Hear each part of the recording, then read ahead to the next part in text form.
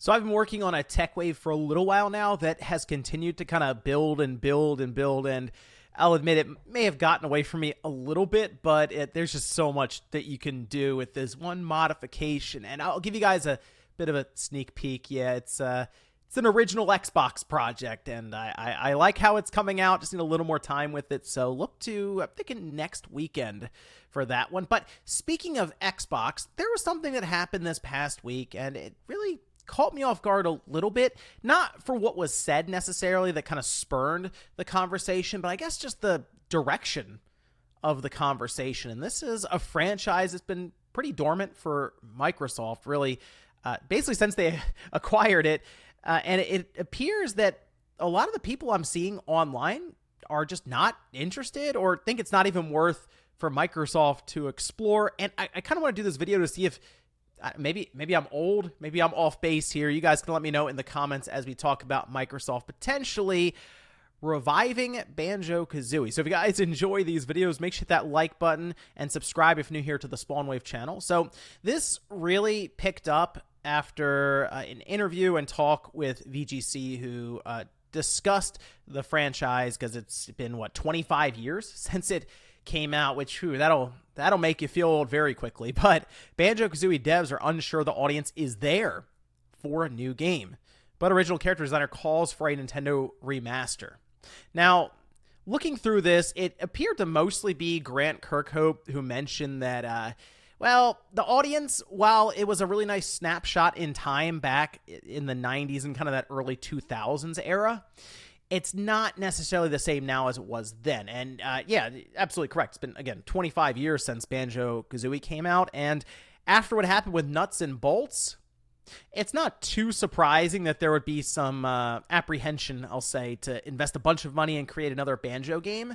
But I think recent events, to me, kind of makes it at least worth taking a chance on for Microsoft.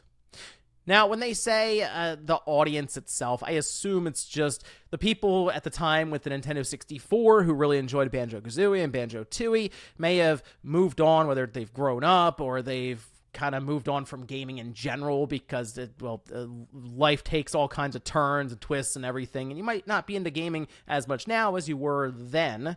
But right now with 3D platformers, we obviously see big ones like Mario Odyssey that did very, very well for Nintendo, but it's Mario, so you would kind of expect that. However, there was a time where a lot of people looked at Banjo-Kazooie, this game, as like the top 3D platformer on the Nintendo 64, and Banjo-Tooie was, I think, even better. There were a lot more things going on, we'll say, in Banjo-Tooie anyway, but I mentioned things have shifted a bit with this situation, mostly because, and it's funny to say this, but the inclusion in Smash Brothers really made some heads turn for Xbox in Japan. And this is a story I remember covering, which was that, of course, Banjo was revealed to be going to Smash as a guest character, and a lot of excitement. You can look up all the reactions and the views and stuff. I mean, it was a pretty big deal when this was announced, and it seemed like a pretty fun character for Smash.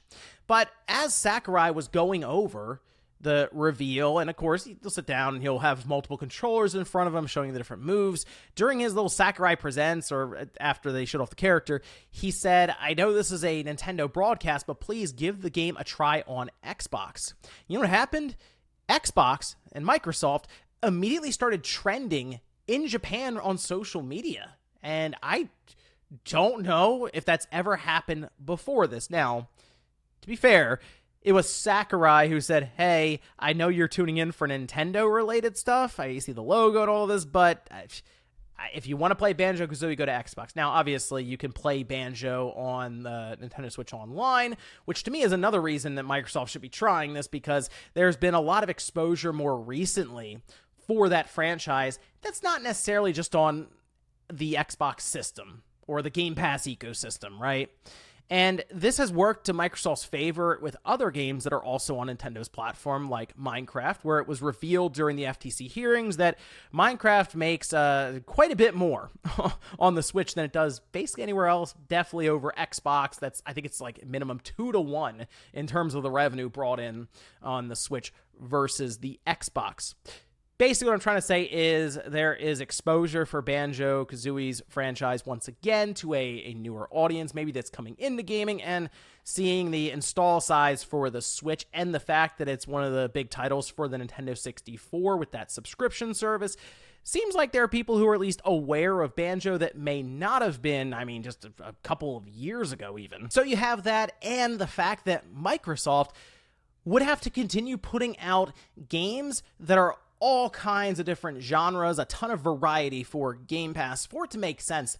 If they just do the consistent, typical first-person shooter racing game and that's kind of it, then it's not going to grab the audience for, say, puzzle games, right? Or narrative-driven games like, you see with Pentiment, right? Very strange game, but sure, there's probably a crowd for it out there and people were enjoying it and playing it. But the idea is to build up this library that kind of hits all these different points in gaming, put it under this Game Pass umbrella so it's enticing for people to sign up for that content. And yes, 3D platformers, that's a big one. We have Psychonauts 2, which, wow, that was nominated for Game of the Year. That's a pretty big deal. Hi-Fi Rush came out earlier this year, and one of the big quotes I saw that people were saying with it was, this doesn't really feel like a game Microsoft would put out. Well, why can't that be a game that Microsoft puts out? In fact, those are games that Microsoft should at least attempt to do, and I'm not saying do it on the capacity of like what they're obviously putting, what was cost Starfield to come out, what it cost Forza to come out, Halo, Gears. You can kind of go down to that tier below it, where it's that quote-unquote AA size, right? And not invest a stupid amount of money, but enough so that if it comes out and, with Hi-Fi Rush, 2 million people play it, maybe even signed up for Game Pass to play it, it would then be considered a win. I think the part that surprised me the most, though, is as I was looking around social media when this information came out, there are a lot of people in the Xbox camp that are like, yeah, why would you make Banjo? I don't get it. There's no audience for it here. But the idea is, if Microsoft truly is going for billions of gamers, eventually there would be an audience underneath the Xbox umbrella that would want to play Banjo-Kazooie. In fact, you would assume that it would only help to build the overall audience for Xbox by including something like Banjo. And really, it's not a bad mascot for Microsoft to try to build up that strength of intellectual property over time. That's one of the reasons these games work so well for Nintendo. They don't cost as much to make as we see with some of these titles from Sony or even Microsoft. I'm talking about not like Tears of the Kingdom, but you go like a rung or two down, like Pikmin 4. You think Pikmin 4 costs the same amount to make as Starfield?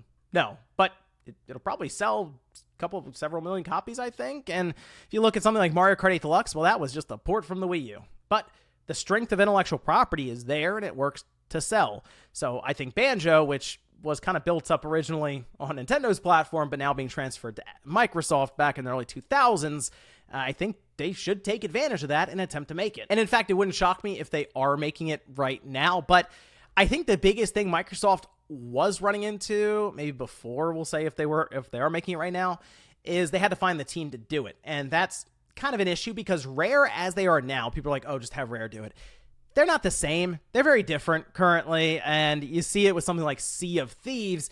It's very far away from what they were doing during like that N64, early PS2, GameCube era before they were like officially sold to Microsoft. So they would have to look elsewhere, and because they're locked up in this this FTC Activision situation, they're not exactly out there making acquisitions of a studio that might be able to come in and like create Banjo. So they would most likely have to contract out to a studio and basically give them an audition, maybe to become part of the Microsoft family. I say that because if Xbox got serious with this and wanted to continue this series, you would have to make sure you have developers that are well taken care of and not worried about them dissolving randomly with their studio having issues. You'd bring them in-house and make sure that they were supported also by Xbox's engineering team and all this. And the obvious one to point to is Playtonic, but I think they're actually working on another game in the Yooka-Laylee series right now, unless that's a red herring and they're throwing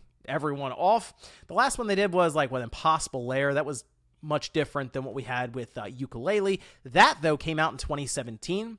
So you feel like we'd be coming up on a point where they would do some sort of reveal for a new title in that series. So maybe we'll see by next year what Playtonic's working on, but who knows, maybe Microsoft shows up and surprises everyone with a new Banjo game, and oh look, there's Playtonic's logo. But hey, that's just speculation on my part. Really, I think if they can make that big push for Fable to return, I don't see why Banjo couldn't come back and maybe even appeal to an even wider audience than what Microsoft has for something like a Fable. But hey, let me know what you guys think about this one down below. Maybe I really am just completely off. Like, there is no audience for Banjo out there at all. Maybe it's not on Xbox or anywhere, really, and it's kind of just an intellectual property that's going to be left in the past. Thanks, guys, for watching, and I'll see you next time.